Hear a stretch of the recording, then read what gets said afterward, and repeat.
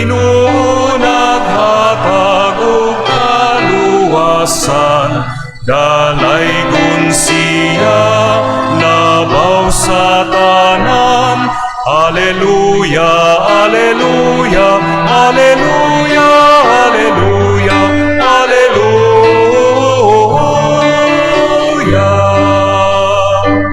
Sa kanunay pagdaygo ng Hari o Diyos, Amahano ka na o Espiritu. Alleluia, alleluia, alleluia, alleluia, alleluia.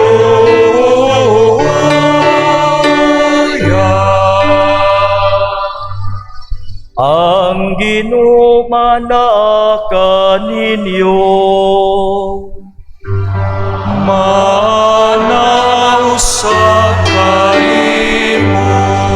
Hinutlogikan sa Ebanghelyo sumala ni San Mateo.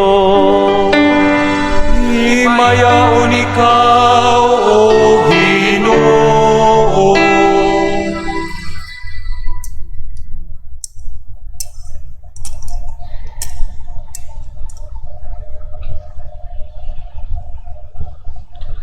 Si Jesus misugilon nining sambingay ngadto sa iyang mga tinun-an.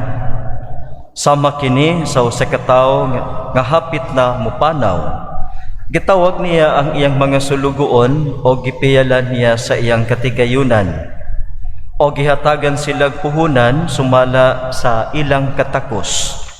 Ang usa gihatagan niya 5,000 ka pisos, ang usa 2,000 ka pisos, og ang usa pagayod 1,000 ka pisos. Unya mipanaw siya. Ang sulugoon nga nakadawat og 5,000 ka pisos milakaw dayon og gipatigayon niya ang salapi og nakaganansa siya og 5,000 ka pisos. Ang nakadawat og 2,000 ka pisos nakagansya og 2,000 ka pisos. Apan ang sulugoon nga nakadawat og 1,000 ka pisos milakaw og nagkalot sa yuta og gitaguan niya ang salapi sa iyang agalon. Tapos sa taas nga panahon may pauli ang agalon niyadtong mga sulugoon og nangayog husay kanila. Ang sulugoon nga nakadawat og 5,000 ka pisos miadto kaniya og mihatag sa laing 5,000 ka pisos. Sir, niingon siya, gihatagan mo ako 5,000 ka pisos. Tanawa, ani ay laing 5,000 ka pisos nga akong naganansya.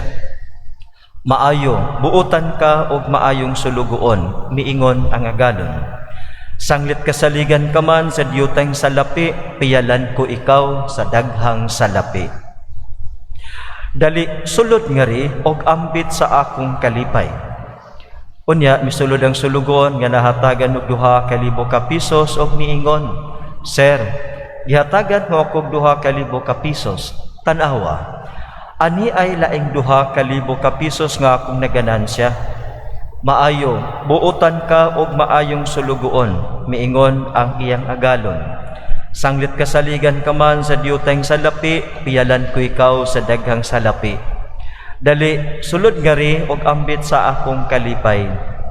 Unya misulod ang sulugoon nga nakadawat og 1,000 ka pisos og miingon, Sir, nasayod ako nga istrikto ka kaayo. Nag-ani ka sa wala mo itanom og naghipos sa wala mo ipugas. Nahadlok ako, busa milakaw ako o gitaguan ko ang imong salapi sa ilalom sa yuta. Tanawa, Sir, ania ang imong salapi. Walay hinungdan og tapulan nga sulugoon, miingon ang agalon. Nasayod ka man diay nga ako nag-ani sa wala ko itanom og naghipos sa wala ko ipugas. Nganong wala mo man ideposito sa bangko ang akong salapi aron mahibalik kini kanako nga may tubo na. Karon kuhaa kaniya ang salapi og ihatag ngadto sa sulugoon nga may 10,000 ka pisos. Kay ang anaay iya hatagan pagdugang og makabaton siya labaw pa sa iyang gikinahanglan. Apan ang wala gayoy iya bisan pagani ang biyutay nga iyaha kuhaon pagikan kaniya. og kining walay hinungdan nga sulugoon ilabog ngadto sa gawas nga mangitngit didto maghilak siya og magkagot sa iyang ngipon. Mga igsuon, ang ebanghelyo sa Ginoo. Daygon ikaw, O Kristo.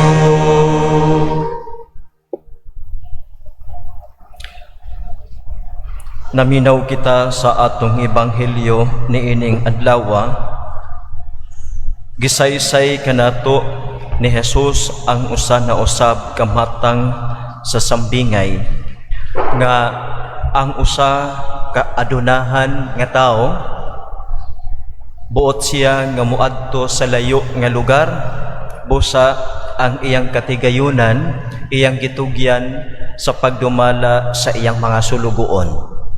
Gitawag niya ang iyang mga sulugoon unya gihatagan ang matag usa og salapi aron kining maong salapi ipatigayon, padakuon, patubuon kining maong salapi sumala sa ilang kapasidad, sumala sa ilang kaantiguhan, sumala sa ilang kaya.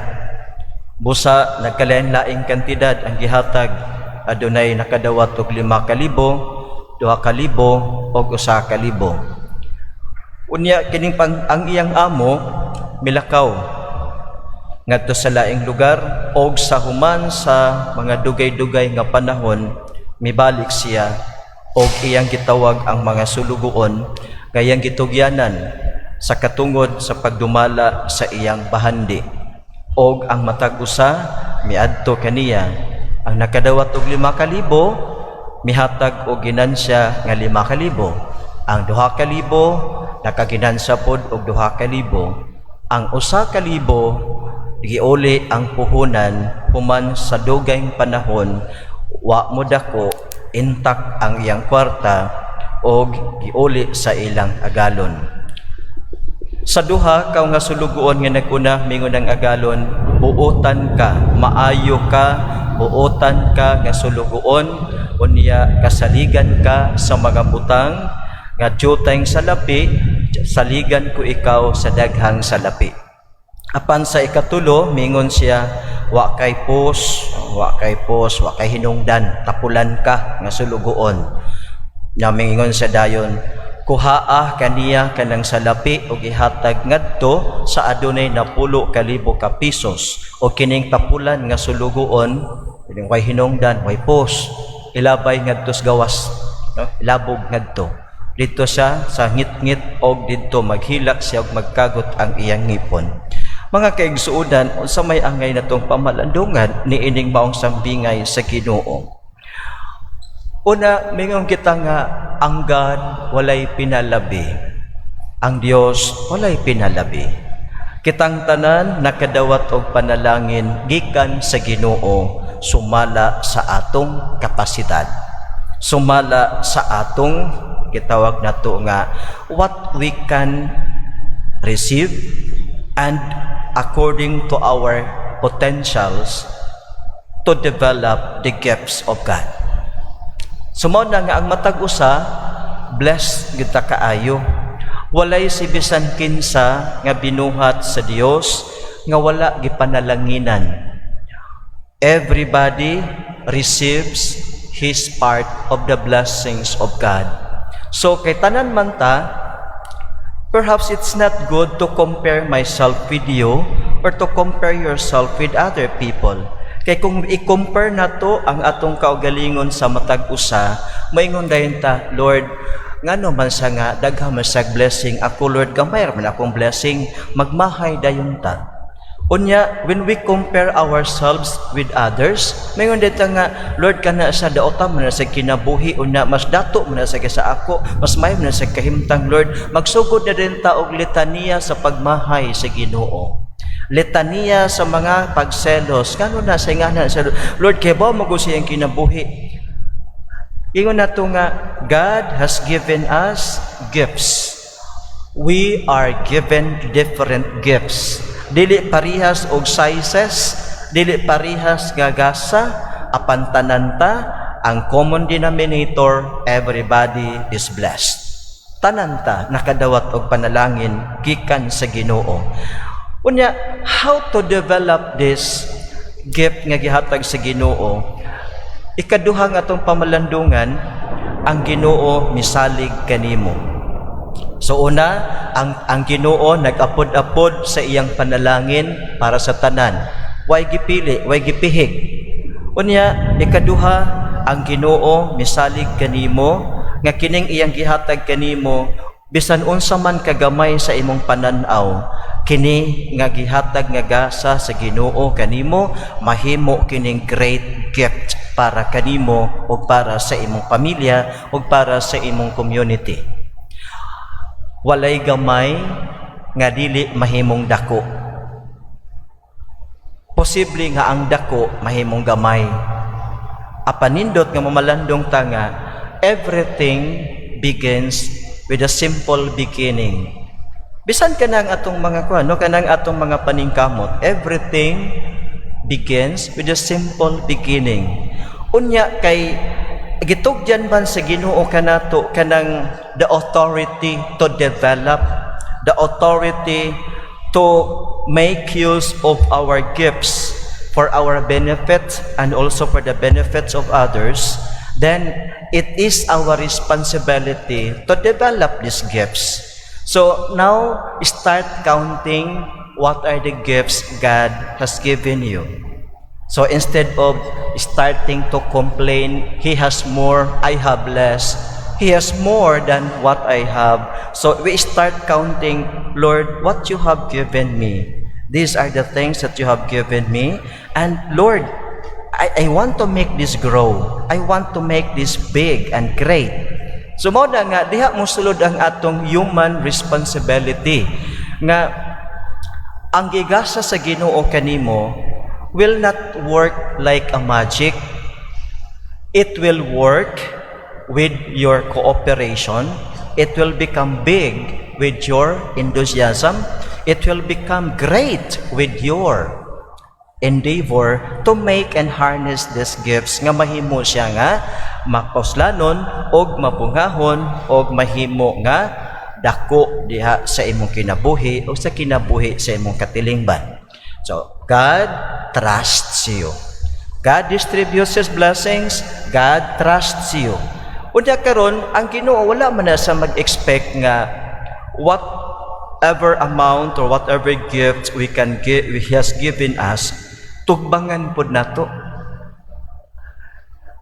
Ang ingon sa ebanghelyo nga ipatigayon kini, buti pasabot, make this grow.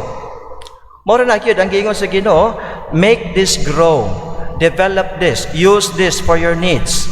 Wa siya maingon nga kinahanglan pagbalik nako, ing ani pod kadako ang imong ginansya. But the two servants naghatag og ing ana pod kadagko. So buti pasabot nga even though God is not expecting us to give as big as He has given us, what He is expecting from us is develop this. Palaguin mo, palakihin mo para sa iyong kapakanan at para sa iyong pamilya. Make this grow. Ang ibig lang sabihin ng Panginoon na ayaw ang himuang nga kini nga mohingo siya nga stagnant, because this what I have given to you according to your capacity, this has the potential to make big, to grow bigger, to be great. Now, kung ingon ni ini mga igsuon, ana man sa ato ang kanang capacity, He has given us also the authority to develop whatever gifts He has done. He has given us. So mao ni nga nindot kaayong mamalandong ta nga kinibitawng unsaon nato pag-develop, pagpalambo, pagpadako, pagpalabong ang gihatag sa Ginoo kanato nga gasa. Mayngon dayon ta nga when the community situation is favorable, then ganahan pud ta nga mapalambo, especially pananglitan our talents. We have different talents. If you are so appreciated in the community, daghay mo palakpak nimo, ganahan pud kano. Ganahan gyud kana nya may nga ay kalindot nimo mo sayaw for example no. O na magsige ni kag volunteer ako sayaw kada program ang sayaw gyud ka dito kay appreciated man ka. Pero at times gani nga moingon nga kagahi pud nimong lawas mura man kag kanang kuan murag puthaw nga nagsayaw-sayaw dito di mabawog imong ay di nako dagka mahinawayon diha. Tanaw na to nga unsa nga mga situations ang nahimong favorable o unsa nga mga situations ang nahimong discouragement sa ato. Kay mao man ikaw ang tulok duha ka matang sa sulugoon, ang duha successful, ang usawa. Kay nga naman maybe the two servants, ang ilang situation, ang ilang community is favorable for business for example, or ang ilang situation sa ilang community is favorable to develop the inner gifts of God. So mao na siya diha. Unya kaning isa, usa man po'y nakapugong sa iya nga ma-develop ang iyang nga mudako, mutubo ang iyang puhunan. Una, mingon ang maong sulugoon, nahadlok ako. So nahadlok. So ang una nga makapalambo, take courage. Ang makapaus-us o dili makapalambo kanimo, fear. So ato siyang tan-awon, kung mo take courage ka, ang pagpalambo di ay sa atong mga gasa nga gihatag sa Ginoo, we need to take courage, and when we have courage, we need to take a risk. Sulay, musulay kita. Musulay kita kay kung musulay kita, may nga ta, wa bitaw penalty kung musulay ta. Kay dili mo lambo ang imong kapasidad, dili nimo ma-develop ang gasa sa Ginoo kung dili ka mubarug o dili ka morisgo. We need to take courage and we need to take risk. Pagkatapos, ang makapaus-us nimo is fear. Hadlo ko kung sa isulti sa mga tao nako, hadlo ko kung sa isulti sa akong pamilya, kung mao ni akong buhaton, hadlo ko, mao ni hadlo ko. We are all afraid of that. Pero naay kanang uban nga mga tao nga mas dako ang ilang gitawag nga kahadlok kaysa ilang courage. So sa courage was suppressed, unya ang kahadlok mo ay naghari. So kung mahadlok ka, you cannot develop your talent. Unda kung mo start ka og develop with a pessimistic mind, bagsak gyud ka. Kay di ba mingon ta nga there is power in positive thinking. There is power in believing in God. There is power in faith. Now, kung mauni nga ang dindote nga atong pamalandungan nga unsa may makahimo nako nga ma-develop, unsa may babag nga ma-develop ang akong mga gasa nga gihatag sa Ginoo nako. So sa gi-mention sa diri is kanang gitawag nato nga fear. Ikaduha, kanang gitawag nato nga dali ra ma-discourage, discouragements. Kung ma-fail ta aning usa in our attempt, unya may ganta nga the result is not pleasing, the result is not kaaya-aya, never mind, stop it. We usually stop when we get hindi kaaya-aya or not pleasing result. Isa sa mga things nga atong hinumduman, dili gyud ta mahimong successful kung we immediately become discouraged. Una, fear. Ikaduha, discouragement. Ikatulo, gi-mention po sa atong ikatulo kini ngayon nga tapulan, laziness. Kana bitaw mo yung tanganay atong kinaiya sa Pilipino nga manya na habit. Unya na. Kana bitong unya pagkauman sa unya maabtan ta nga pag ingon tog unya ang atong time is nag-anam og kagamay. Unya kung nag-anam og kagamay, of course magkatipon og na ang atong mga buluhaton og minta wa na time. But God has given us ample time, but it is our attitude unya na lang. So mao ni nga dili ma-develop ang atong talent. So kung nindot po nga mamlandong ta nga when there is an opportunity, nga tan-aw nato, wow, nindot nino, ma-develop ang atong gifts ani. Why not risk? Try it. Why not grab that opportunity and try the gift that is in you? Ang ato lang kalaban, fear, discouragements, wala itong kalaban, unya ang atong attitude, laziness. So, kung nindot ka mamalandong tanga, what makes the two servants successful?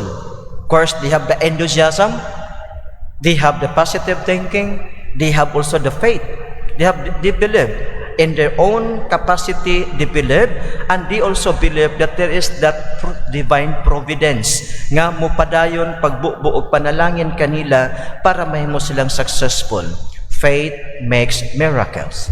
Prayer opens the storehouse of God, of His blessings for us. So mao ni nga nindot mamalandong tanga bitaw no kanong unsa may difference aning duha una unsa man ni sa akong kinabuhi sa ako bang life ing ani papud ko unda kining pandemic kung atong palandungon kining pandemic nato karon, this is a challenging time, but before the pandemic happened, God has given you already the gifts that we can overcome this pandemic. Ang ato lang, we were caught unaware. We were caught not ready to respond to this. Kano man, kay in the previous years, before the pandemic, we are used to a comfortable life.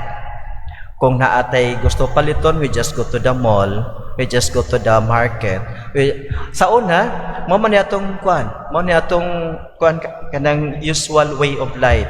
Kung may ganahan ta mo kaon o kanang ninduton nga palami pagkaon adto ta dito sa restaurant. Mo man atong life kani adto. So we become used to that. For how many years we become used to that, and now God is giving us a challenge. A challenge nga kita nakuratan kita sa challenge apan the gifts nga atong gamiton to respond to the challenge na ana di ay gihatag sa Ginoo. Tanawa, pag abot sa pandemic,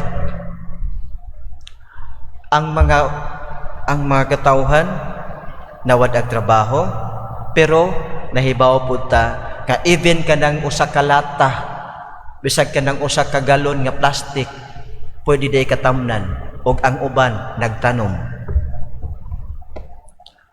Sa una ka ng mga tanom-tanom niya, mga buwak-buwak, ato ramang yami-yamiran. Ana-ana raman ta. Pero karon ang usa ka gamay nga lata nga buwak, ibaligya, 150. Nahimutan ka, the things that God has given us, na-develop ba yapod na to? Mo na nga, nindot kayo malandong ta, nga kanina yung difficulties nga mubabag sa tong agianan is a step towards success. Is a step towards a better life. So mo na nga, tanaw na to, mamalandong to mga kaigsuunan kay kining pandemic na to karon, God purposely allowed us to experience this way.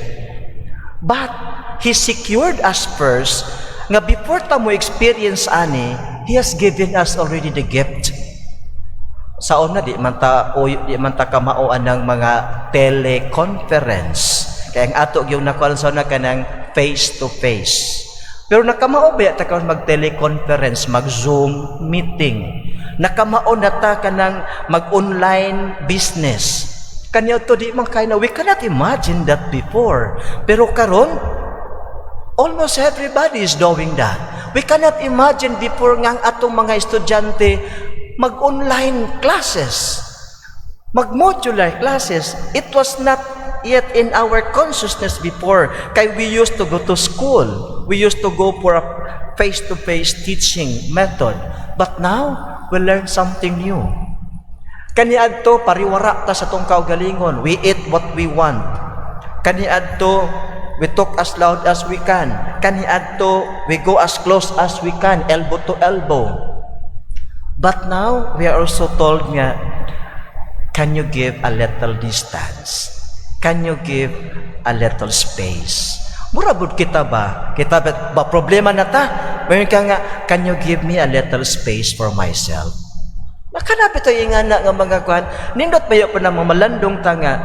Before tagitagaan anis Ginoo, gisecure na gyud niya daan nga naanatay magamit. Nga we are not really zero gift to respond to pandemic. Of course, doon ay mga nahimong casualty, nagkalas. Tungod kay nga naman, in the beginning we are caught unaware. Unya tungod karon kay nahimo naman ta nga aware, and then nakadevelop na ta og new culture. We adapted to the new situation. Then, we survive. Kaya nga no, we learn. Na-develop na to ang gigasa sa Ginoo kanato. Kay even before the pandemic happens, God already secured us.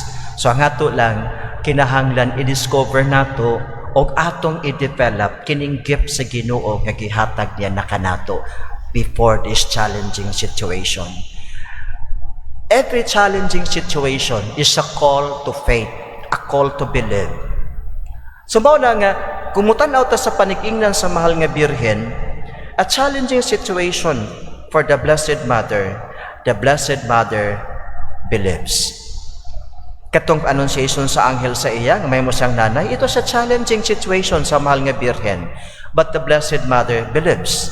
Katong kasal sa Kana, ito sa challenging situation.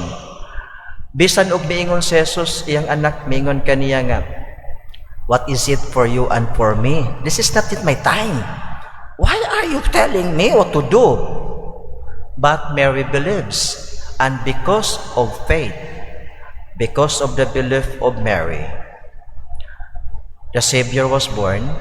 Because of the faith of Mary, even if it was not yet time, Jesus performed His first miracle. Sumada nga, kita pod mga igsoon, nagdebosyon sa mahal nga Birhen Maria, malandong takaron sa atong gospel, no, nga, we are simply challenged by God to develop the gifts He has given us and be like Mary. In whatever challenging situations, we believe. And when we believe, there is miracle taking place in us. Manindog itang tanan mga kaigsoon nga gato karong ipadangat sa Ginoo ang atong mga pangaliya. Diha sa kaalam kita gitudluan sa Dios sa pagbuhat sibo sa iyang kabubuton. Busa magampo kita nga dili kita maluya sa atong pagpakigbisog sa pagtuman sa kabubuton sa Dios diha sa atong pag-ingon. Ginoo, dungga kami. Ginoo, dungga kami.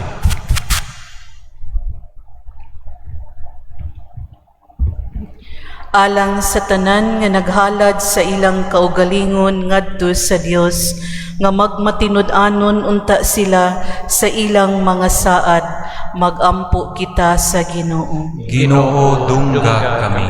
Alang sa kalibutan, diin ania kita nagpuyo, nga hatagan unta kita sa Dios ug kalinaw ug kauswagan, magampo kita sa Ginoo. Ginoo, dungga kami. Alang sa mga masakiton nga natapdan niining COVID-19 nga makabaton na og hingpit nga kaayuhan, magampo kita sa Ginoo. Ginoo, dungga kami. Alang sa mga nag-alagad sa mga masakiton ug ubang hutong sa katilingban nga makabaton kanunay ug grasya sa paglahutay ug nga mapanalipdan sila, magampo kita sa Ginoo. Ginoo, dungga kami. Alang sa pagsaulog sa 500 years of Christianity nga unta magmalampuson ang tanan nga kalihukan, ilabi na sa mga parokya ug atong mapalawman ang atong pagtuo ug paglaom, isip binunyagan, magampo kita sa Ginoo. Ginoo, dungga kami. Alang sa sulugoon sa Dios Teofilo Kamumot Obispo Joel Chevalier Pari nga mabayaw na sa kadungganan sa altar, magampo kita sa Ginoo. Ginoo, dungga kami. Alang sa mga igsuon natong nangamatay na nga ang kahayag ni Kristo magdanag na kanila, magampo kita sa Ginoo. Ginoo, dungga kami.